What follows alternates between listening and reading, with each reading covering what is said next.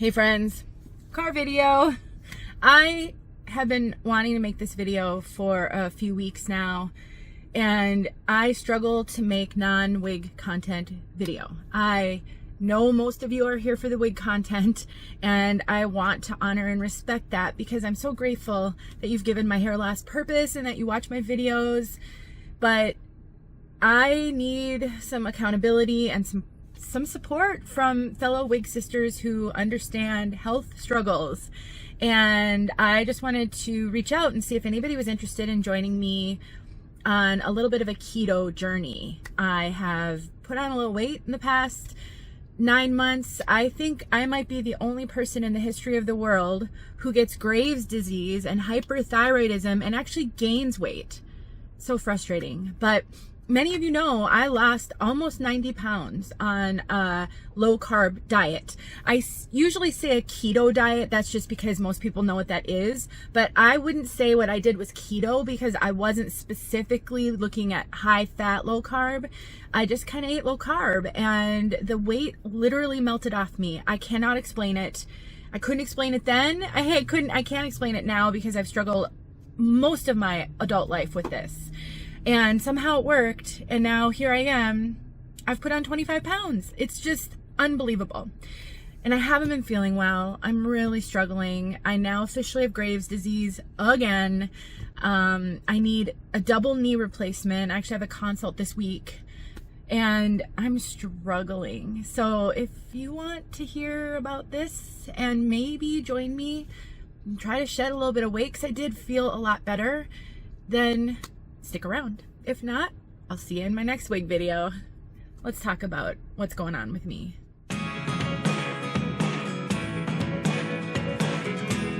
My name is Denise. I'm also known as Hey Wig Sister on Instagram and Facebook, and the vast majority of my content is wig and hair loss related.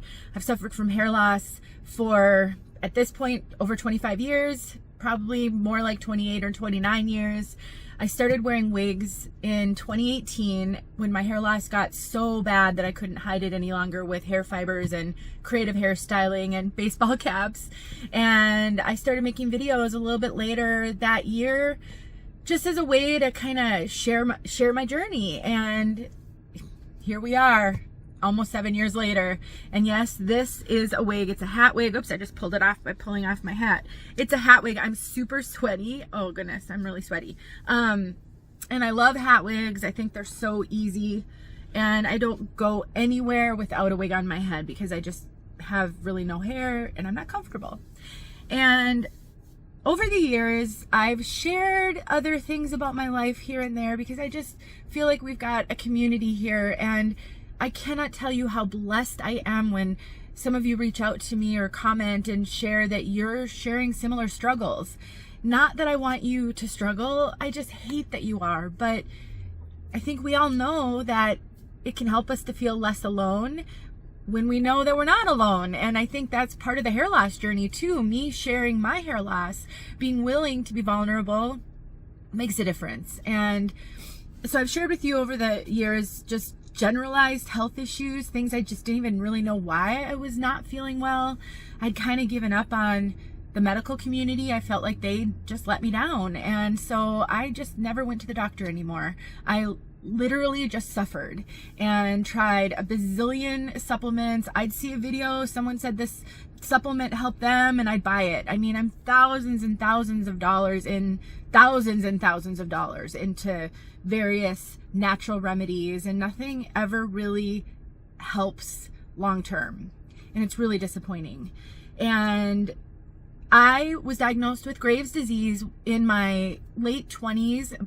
My oldest son was born in October of 1999, and at a postpartum checkup a few months later, I just hadn't been feeling well.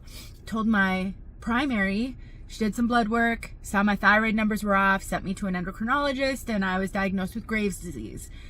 That was hell. Graves' disease is awful, just horrible. Hyperthyroid symptoms are truly just, I wouldn't wish that on anyone. And it took us over 7 years to get me under control. And I was about to take radioactive iodine to kill my thyroid when I got pregnant with my youngest child. And he was born in 2006. And after that, I was hypothyroid.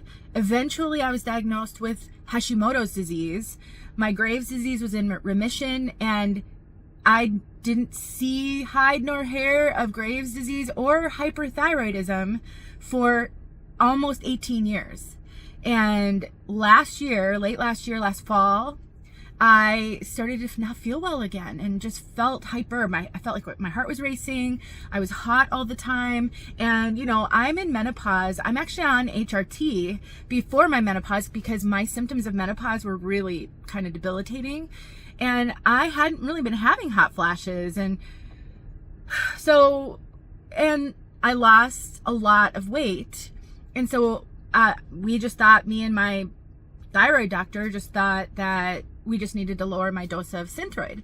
So we lowered it, we lowered it, we lowered it, we lowered it, and I wasn't getting better. And then in February of this past year, I was totally off Synthroid, and I was still incredibly hyperthyroid, and I was having AFib attacks many times a week. I was having high heart rate AFib. Sometimes I'd wake up in the morning and I'd be in AFib and my heart rate just laying in bed was 130. I mean, it was not good.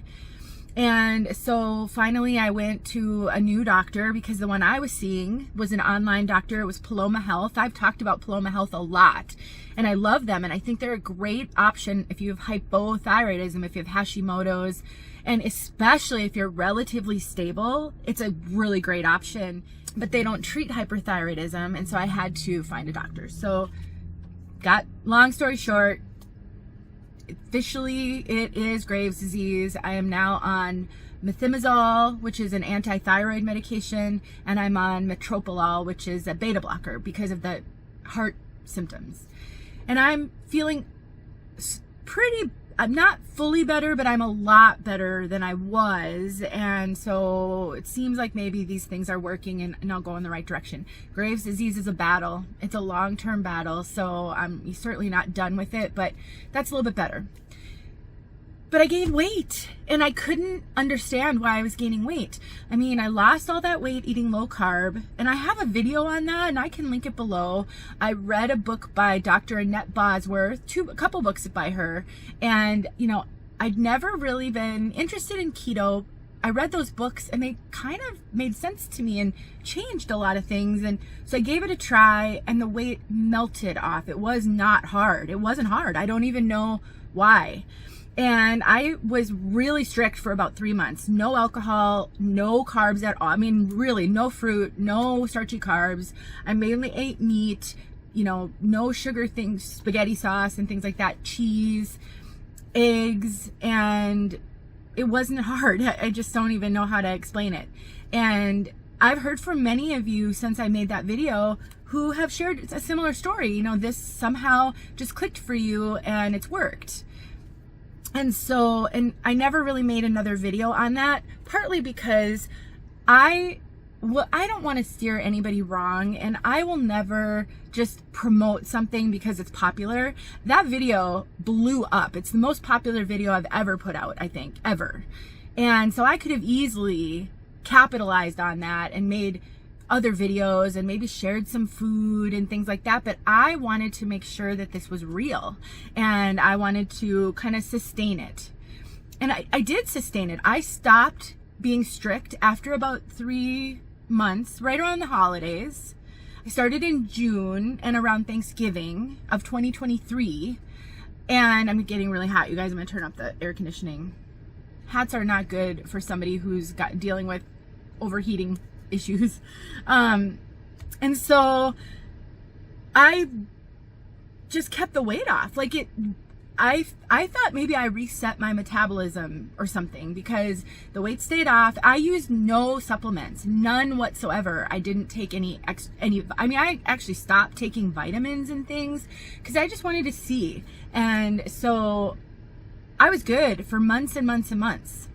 And then this hyperthyroidism started, so about a year later, and I started to notice the scale was going back up, which is not typical. Normally, if you're hyperthyroid, a symptom is weight loss. and I didn't experience any weight. I mean, I gained weight, and the scale has kept going up.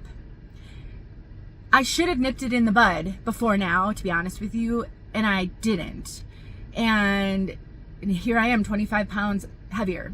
And I have struggled actually to get back on the low carb train. The first time around it wasn't hard, and now I'm struggling.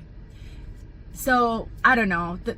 The brain is a strange and wonderful thing, and our emotional things, and I can't explain it. So anyway, instead of rambling on that, this is where I'm at. I have a consult next week with an orthopedic surgeon. I need both my knees replaced desperately. I'm really in pain. I can't walk very far. My left knee is worse than my right. My left knee, I cannot even bend it 90 degrees. I cannot fully straighten it at all. My right knee, I can't fully straighten, but I can straighten it more, and I can bend it a lot more. And now my right hip is bothering me, probably because of my left knee. I had juvenile rheumatoid arthritis when I was 2, and I've battled it most of my life. I haven't actually had a flare in about 6 or 7 years, but I mean, I've been on methotrexate in the past. I had an arthroscopic surgery on my knee when I was 16 to clean out some of the damage. When I was about 47, I did see an orthopedic surgeon because my knee was really acting up. And at that time, I was as close to bone on bone as I could be while still having a tiny bit of cartilage left. And I was told at the time that I could, if I really wanted to, I could get a knee replacement. I was a candidate, but the doc had wanted me to wait till I was 50. So I waited, and then I waited, and then I waited, and then I was in denial, and then I pushed it off. I really hate going to the doctor. I know we should, but I've been so disappointed by doctors over the years that I've kind of given up, and to my detriment, really. And so now here I am.